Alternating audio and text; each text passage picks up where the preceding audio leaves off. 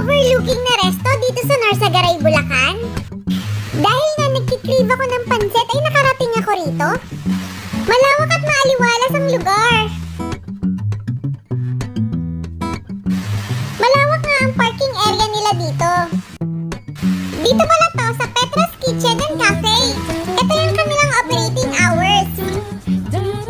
Palaki nga ang kanilang area. Sa bandang likod nga ay meron sila dito mga bibit manok.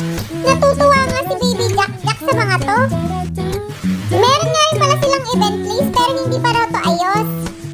Marami pa nga raw silang gagawing improvement dito. Bawat sulok nga yan, sarap tumambay at magpa-picture.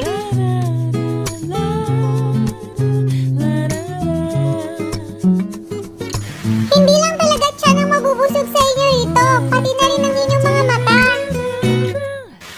Pagdating nga ng hapon ay tumugtog na